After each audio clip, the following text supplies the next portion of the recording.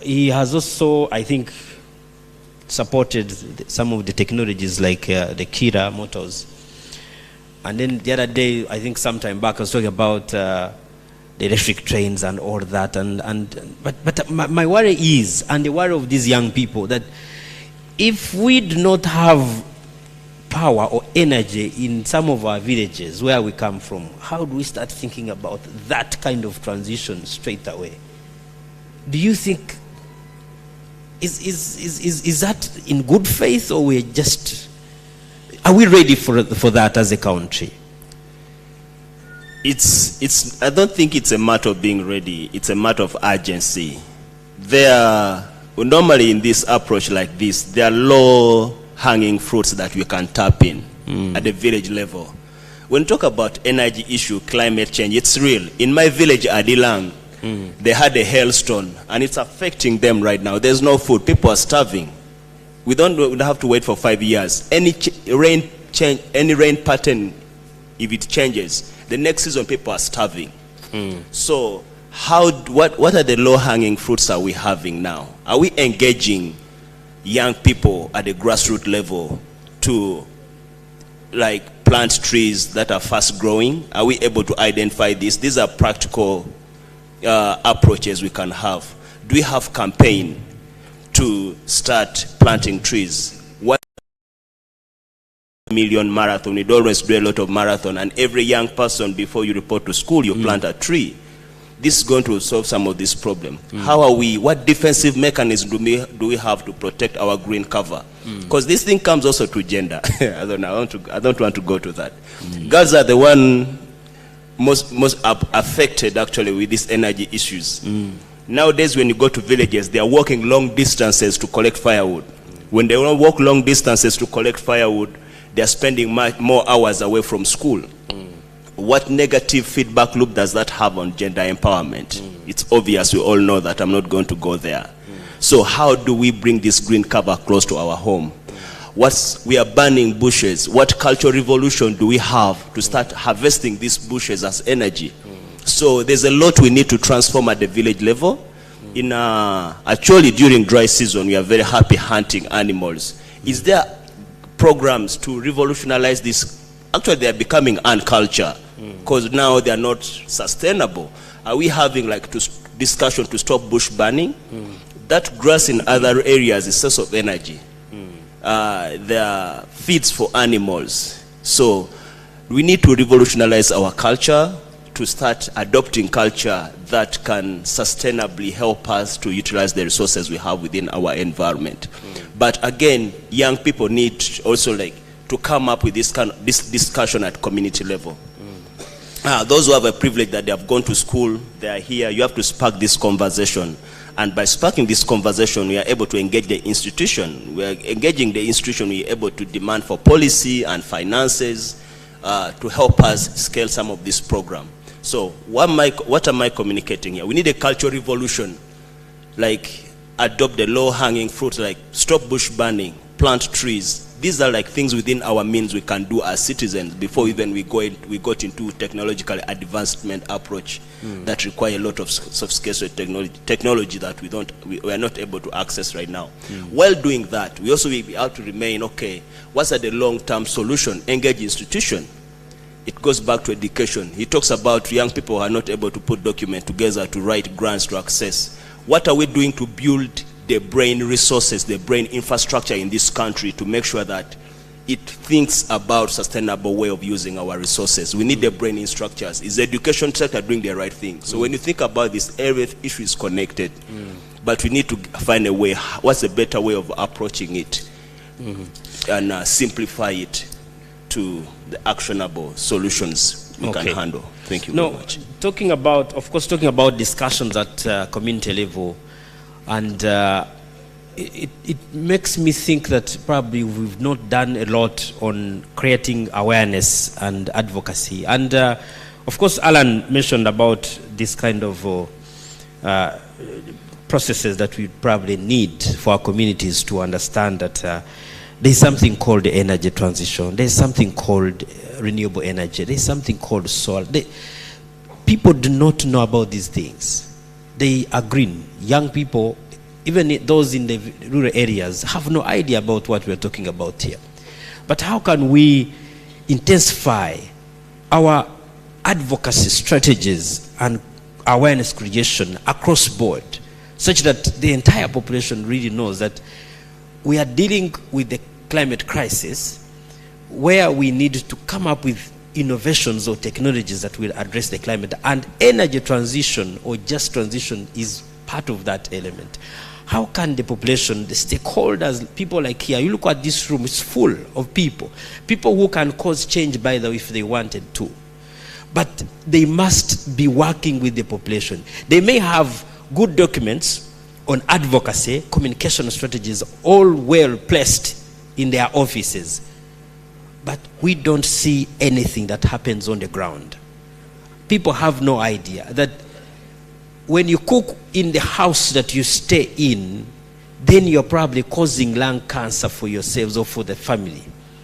They have no idea, and they have continued to do such practices. How can we support these kind of engagements, make sure that the population really understands these things? Wow, big question. The way I'm going to choose to answer this is two ways. One, I think we need to realize that just in the last 7 years, I think, is when solar really became a buzzword. I think East Africa is the third largest market for solar, at least Pico lanterns and solar home systems, just behind Southeast Asia and India. And that did not happen in a vacuum, right? So, and a lot of the work was done by the solar companies in the sector, doing really grassroots marketing through SACCOs and whatnot. And we managed to reach, I think the connections every year are at least double what the on-grid connections are. So I think Umeme and the other utility companies are onboarding around 300,000 people a year. And solar, it's close to maybe just a bit shy of 1 million people accessing energy products through solar companies. And I think what is really needed now is these companies have been doing this independently out of market forces, and now we really need a more collaborative approach across the board, from the development partners, from government, as well as the private sector, to come into some sort of PPP that is really targeting advocacy. Because you'll find that, yes, Paul's company may not be known, Alan's company may not be known in your village, but people know solar. Ah, solar is bad. It dies after 2 months, right?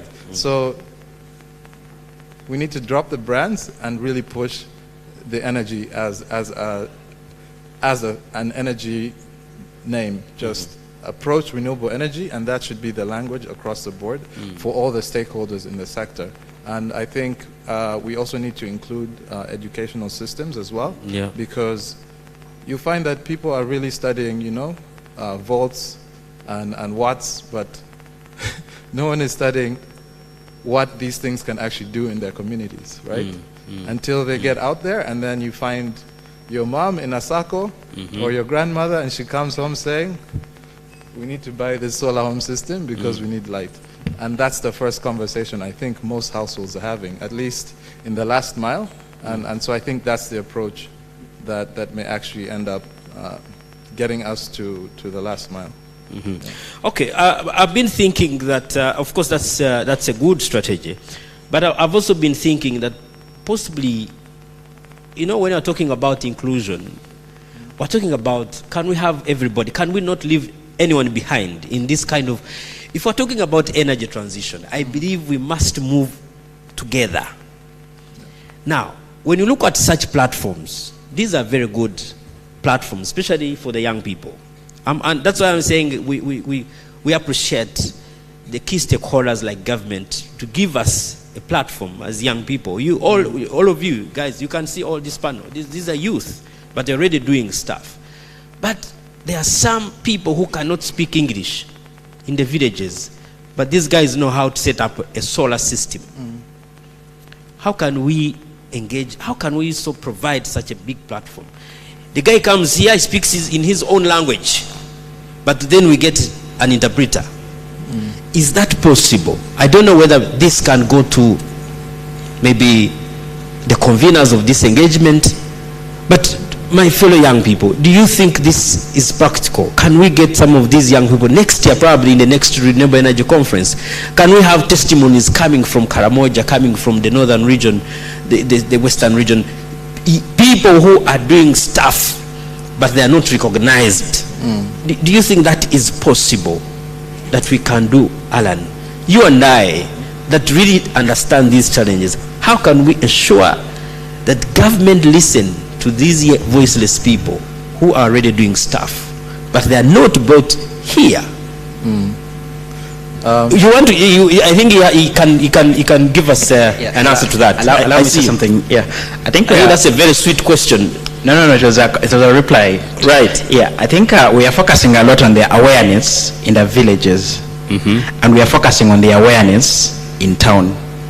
Part of my work involves me having to meet engineers from some of these big consumers in town, because the expectation is supposed to be knowledge and money is supposed to flow from the capital, and then it spreads out all over the country. So I can meet these engineers. They've been in the field, they've been working for 10 years. And I come and tell them, oh, I've come to give you a solar system. And you know the first thing they tell me? They're like, oh, okay, we have a couple of lights that might need replacement. And then I'm telling them, no, I've not come to do lighting, solar lighting. I've come to bring a solar system and plug into your distribution board to supply your entire facility. And then they're like, oh, solar can do that. So if we're talking about this transition, this conversation should not be limited to us creating awareness in villages. There are very many people here who don't know that you can run your entire production facility on solar. They're not aware. And they are the people who are supposed to spread this good news and take it to the villages. So to me, the awareness should start here. If, let me say, tomorrow government said, as a policy, we are going to make sure that all our government offices and ministries and agencies are having, say, a solar system on their rooftop, if the space is there. This information is going to run way faster than us trying to move village per village, because this agency is employing about 500 people, all come here and all scatter in their villages. They'll go back and say, oh, we have one at our office, it can work. So to me, the fastest way we are going to spread this news, let it start here. Let the awareness start on the cities themselves, because that's when information is going to travel way much faster than us focusing on the villages. Thank you. Okay, I see you have no interest in the villages, but sorry. Okay, okay. I'm just going to conclude with you so that we have a discussion with the audience as well.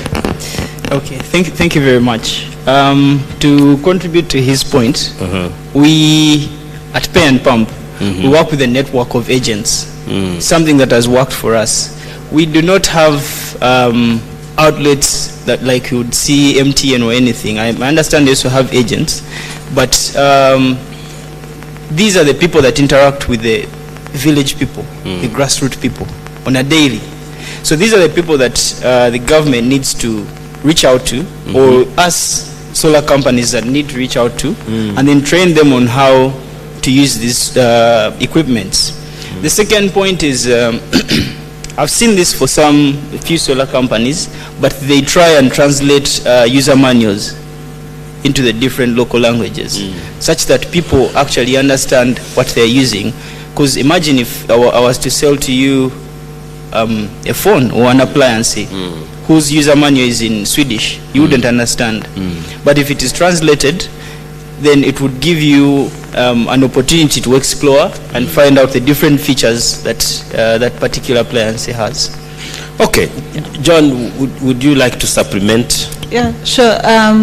Maybe just one thing to note. Climate change has been made very technical and too much English, and so it has been really difficult in the grassroots to pass on climate change information. So the energy transition is an opportunity for us to break it down to the last end user in the language they understand best, because if we also make energy transition very technical, then we shall go through what we are going through in communicating climate change adaptation and mitigation and NDCs and targets.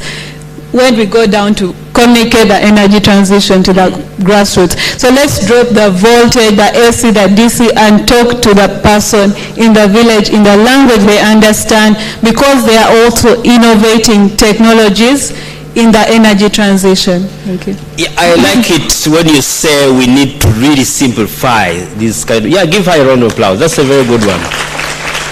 And it's good because we need to simplify some of these terms. And ladies and gentlemen, I think let's now listen to the audience. We're just going to have about 5 minutes for Q&A. I'll give priority to the young people. I'm very serious about this. This is your session, by the way. You should even feel proud that you're even here seated next to the CEOs and commissioners and directors. It's an opportunity for you. But can I have only 4 questions? Let me see. Oh, there's a mic. Someone can help me to pass the mic. I want to be gender sensitive this time around. 2 ladies, 2 gentlemen. She is the first one. Who is the lady? Thank you so much. I'm by name Masi Chitimbo, a researcher in renewable energy technologies from Uganda Industry Research Institute. My first question goes to Mr. Ronald Ogwan. That was a very good submission. You talked about having this narrative in Uganda that, well, solar is used for lighting, just for small scale. So in that regard, what have you done as a company to change that narrative of people, especially the big players in the commercial and industrial sector, to take up the solar? Just like you said, when people take it up, of course the price will go low for the rural communities to be able to afford. What have you done in that regard to help out? Then the second question goes to Madame Juliana. You're dealing with women in your NGO, and you've mentioned that women are the largest consumers of energy. That's very true, because from what I know, they prepare the food, they are the stay-home people, especially in that regard of cooking. So we have a problem of charcoal. As Cloud Green, how have you convinced the women that, look, there is an alternative which is cheaper than charcoal? Because for what I know as a researcher, charcoal is by far the cheapest source of energy utilized for cooking, by far. So how have you convinced the women that you're moving out to in the communities that there is something else that we can use besides charcoal? Okay. Thank you so much. Okay. Yes. Who else? Where are the young people?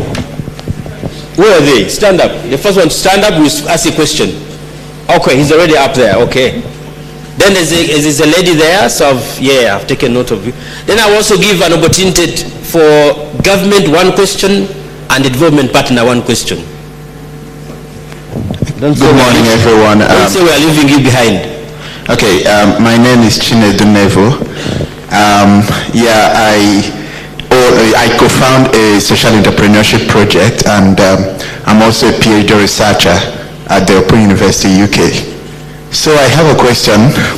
Any of the panelists can take this, and my question is basically on institutions. What are your thoughts on the role of institutions in the transition to renewable energy? By institutions here, I'm referring to the political processes, the government structuring, the availability or lack of policy systems or policies regarding renewable energy, and of course the informal institutions like the people's way of life, the culture, the norms. How do you think this affects or will affect renewable energy transition? Thank you. Okay, exactly. That last person from the males. Good morning. My question is simple, as the moderator said, that youth need money, and the panelists said we don't need money. So my question is, how are the development partners and the government are easing the financial literacy? How the youth can engage with the community when they are facing financial literacy, how the budget proposals, the bankable proposals for the youth startups can be easy for these youth startups to access finance. My question in reality, it regards how can we access as youth startups finances easily, not through all those bureaucracy, you know. That is my question. Good. Thank you. Very well noted. The lady there, just one lady there. Can someone run with the microphone?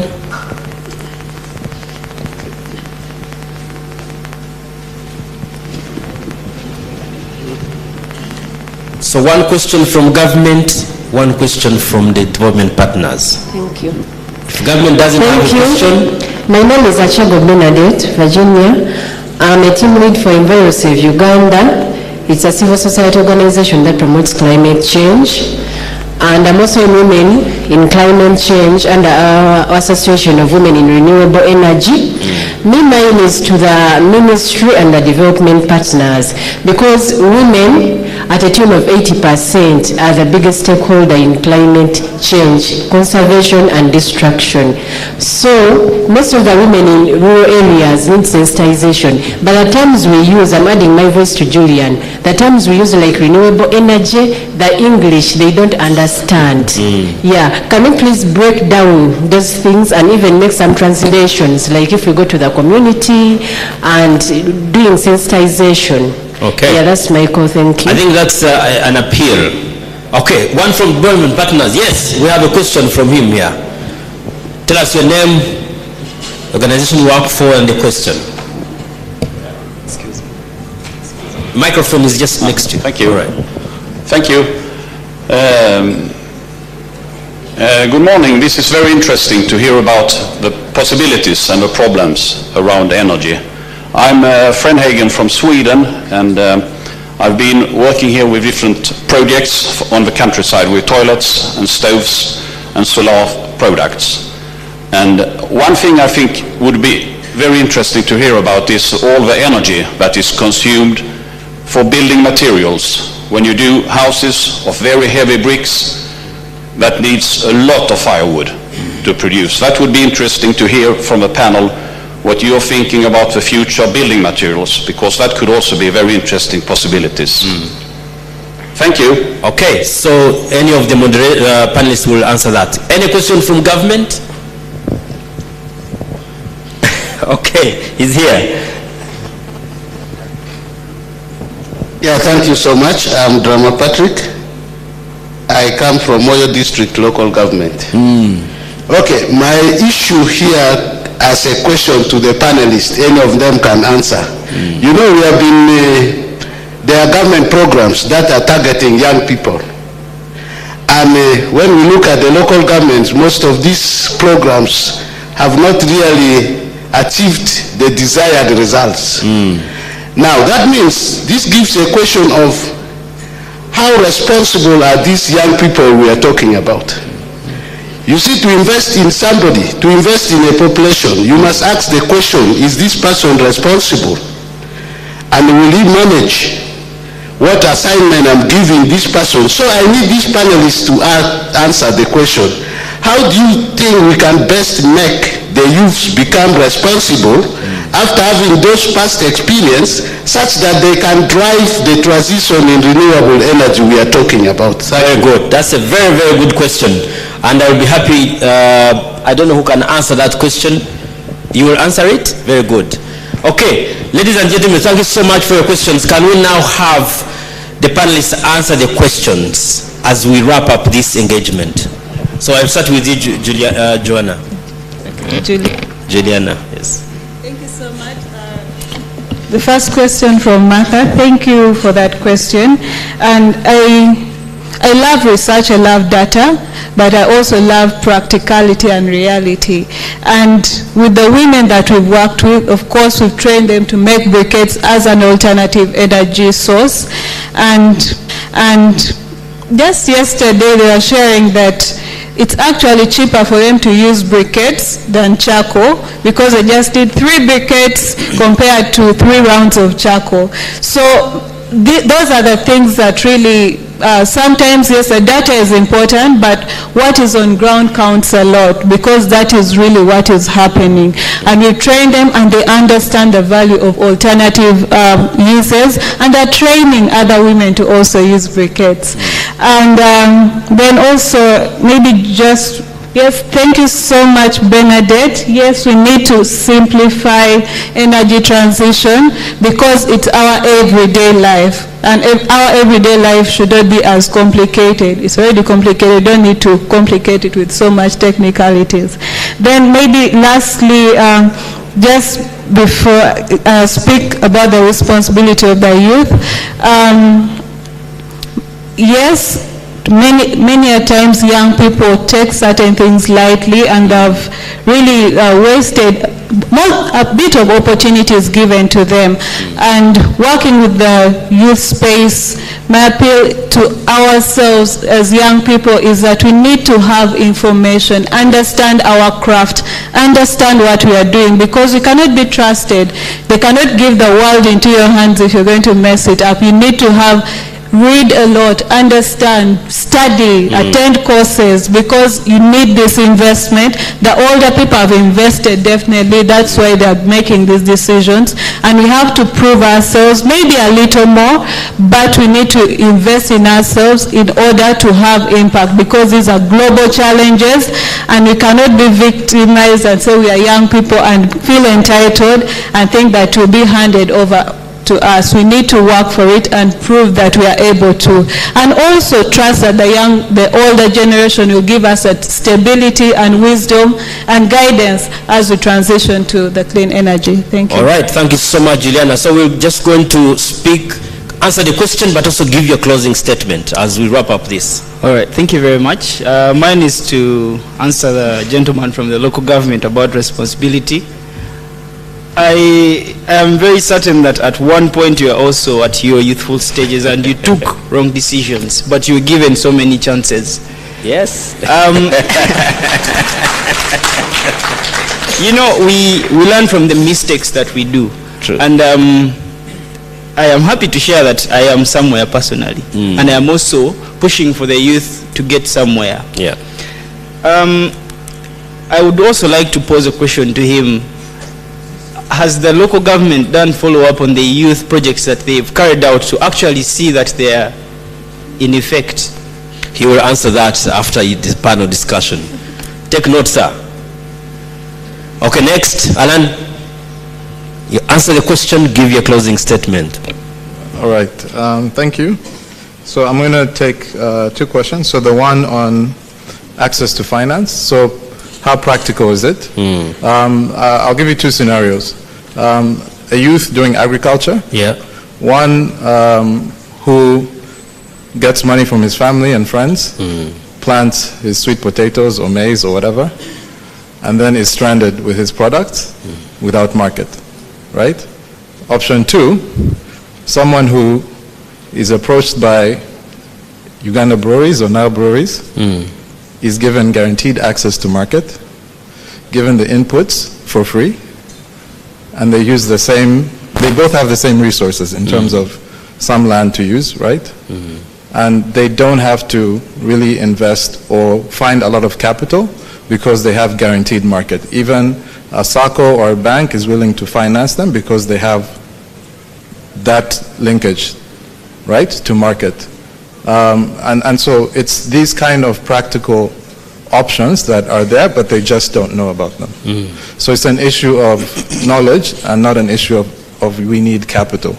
On the other side, a lot of youth rush to start businesses. I've also been a victim of this, which are actually going to be, yes, you're in business, you have a shop full of stock, but that's capital locked in there. So I would also urge, it's a knowledge issue of low capital businesses that actually can earn income. And these are things that you have to learn as an entrepreneur, and I think that is what is actually lacking in our education system, is proper entrepreneurial guidance, because people need to understand the difference between the product being the business, but actually the business model is the business. Second question I want to tackle is the building materials. So at Tukole, we started with the other trades, so not solar technicians first, and we've worked with a lot of youth who are actually doing some interesting innovative work around building and building spaces. And we see there's like Ecoplastyle who are recycling plastics to make roofing tiles, to make bricks, to make poles and all this. And there are other innovations around also using containers and stuff, because these are easily transported to the last mile or very remote areas with much less of the cost of transporting the regular building materials. So I think there's a lot of room for innovation around alternate construction materials that actually can be manufactured on site, things like sand, plastic bottles. So I think it's just also an issue of identifying what is actually viable across the industries and skilling the youth to be able to take on those technologies. Thank you. Yeah. Thank you. Next, answer the question in case you have and close it. Thank you very much. Gentleman, I didn't hear your name. Sorry, the one who asked a question about building material. That's a very serious concern, and I was interested in the question, but Alan partly answered it. Just to think like a youth, how many of us watched The Woman King, the movie? Did you appreciate the architecture, and did it like take you back to the village, the kind of building materials we used to recycle, we got from the environment, low energy? For me, it triggered me. So when you talk about building material, we also need energy. We need to bring the researchers, architecture on board.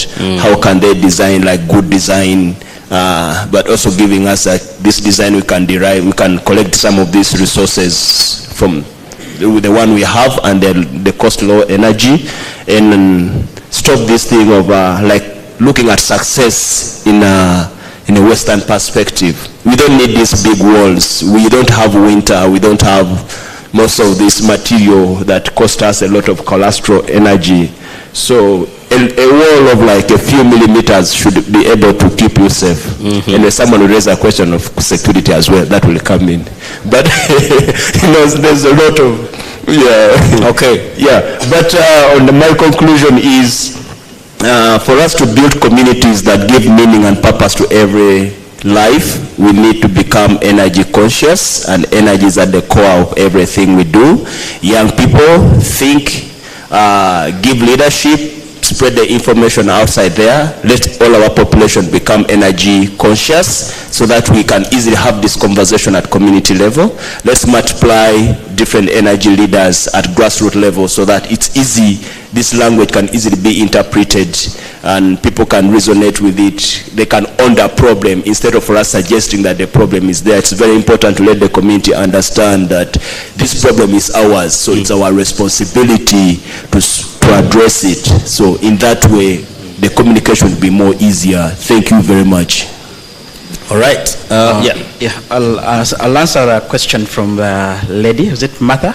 Oh, yes. Yes. What are we doing for the commercial and industrial sector?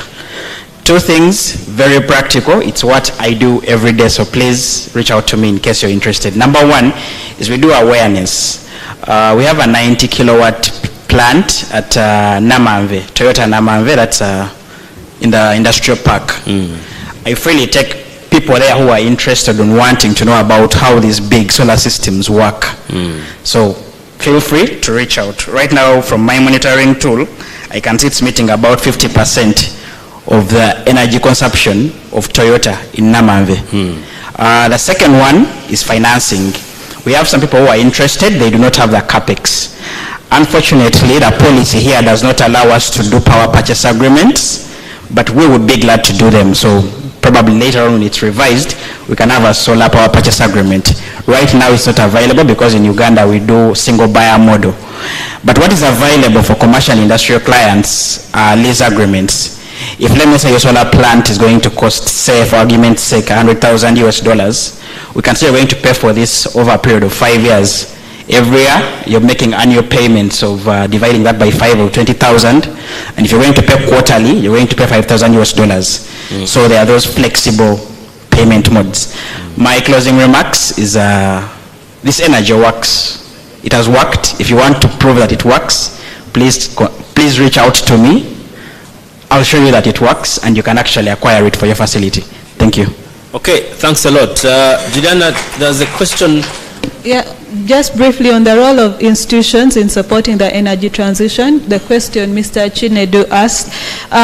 The institutions have really come in to support. The Ministry of Energy, for instance, has given us this platform. Government is really supporting this energy transition. There's a charging corridor already, and the government has the will. But also, still there's a lot that needs to be done. We need all institutions brought on board, UNBS for standards, URA for importation, because we are bringing in technologies if we are discussing technology transfer. But the institutions and the government has the will, the private sector has the will, but still there's a lot we can do within the policy and making the investment environment better. So much, Juliana. But before I ask the audience to give a round of applause to the panelists, I have two important messages. One is an appeal, and this appeal goes to His Excellency the President, that and this is from the young people, that he's been giving briefs, security briefs, health briefs. Can he now start giving briefs about renewable energy and energy transition? I want to say this. I know government representation here is very key, and I've seen them. They are the conveners of this engagement. We are expecting probably either the Right Honourable Prime Minister, but I am pretty sure the ministry is here, that we want to request him that can we start talking about renewable energy? Every time he's making a statement on TV, can he start mentioning about transition to sustainable future for this country? That's an appeal and it's a request.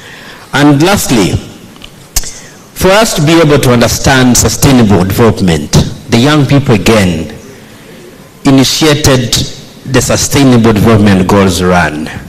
This is a marathon that creates awareness about the SDGs, the 2030 agenda. And in 2017, the Youth Go Green launched this run.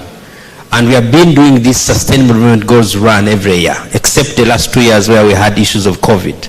This year, because we're working with the Ministry of Energy, we decided to have an SDG run dedicated to SDG number 7.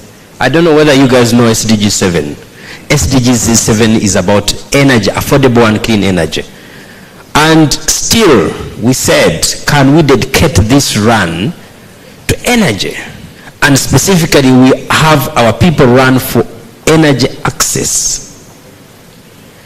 We said, for the first 2,000 people to register for the run will get free kits. It's a message to you. I know the Ministry of Energy will talk about more about the SDGs and when we're going to have this run. Lastly, the young people, you have a very big role to play. Let me tell you that unless you want to just live in a future that you are not sure of, it is high time that you start thinking about sustainable future. A sustainable future is where you have everything in a very good shape, including the air you breathe and everything you do in your house. These engagements that we have are critical. They are not just putting these platforms for us to fill the seats that you're seated in, but they are giving you an opportunity to think and rethink about the next 100 years or even 50 years for those of you that will be living here. So, as they make the policies and frameworks, I am talking about our elders, the parents that we have in the house. For the next 150 years, they will not be around. God forbid, I don't want you guys to die. But you will die a natural death. But what assurance do we have that indeed we shall live in a sustainable future? Our great children, our great grandchildren, but even ourselves, So that means if you are given an opportunity, a platform like this one, don't expect transport refund, but expect to acquire knowledge and network. Look for partners that can give you finances. There are very many development partners in the room who want to support your engagements. But have you picked a business card? Have you picked a contact? That's what I'm talking about. Be strategic and strategically position yourselves where you can have your initiatives, innovations be supported. And finally? And finally, can we give a round of applause to our panelists? Thank you so much. Thank you so much, ladies and gentlemen. We thank the Ministry of Energy for giving the young people an opportunity. Next year we'll be here with us and we'll continue to say and speak about energy transition. It's a pledge from the young people. Thank you so much, ladies and gentlemen. This is the end of this engagement. Thank you so much. Over to you, my friend Andrew. Thank you. Thank you, ladies and gentlemen. Thank you so much. Let's clap for them again. They've been very youthful. My comrade from the upcountry side, I think you need to have a conversation with him on the opportunities and how best government is fast-tracking these projects that are meant for the youth. But those joining us for the different conversations online, the hashtag is REC2022, and the conversation just got started. We have started with the climate change. My conversation with the Minister of State for Environment was about our negotiators as we're going to COP this year. It's very sensitive and we need this agenda to be escalated. Now, just to be very brief, you're going to have a tea break. Our sugar level shouldn't go down, but we are having it from the exhibition side. So we are going to go out and we have a tea break. Just make sure that while you're there, you go through the different stalls. And after that, we shall return. So you roughly have 30 minutes on court. While you're leaving, please go with your phones. Just turn to your neighbor, tell them, please leave with your phones. I am a typical Muntu Wawansi and I'm a Christian. And the Bible says when the children of God convened, the Satan was among them. I'm not saying that you're the Satan. But I'm African as such, and I want to encourage you to please go with your phone while you're going for a tea break and make sure anything that's valuable, you walk with it. It could be a laptop, it has very sensitive information there. Please go with it while you're having your tea, and then we can come back. Please, while you're there, go through the stalls and make sure that you make sense of what is there, that when we return, we can officially open this engagement. And again, while you're there, please get off your phone and interact with people, okay? Let's be the people we are. See you in the next 30 minutes. Thank you.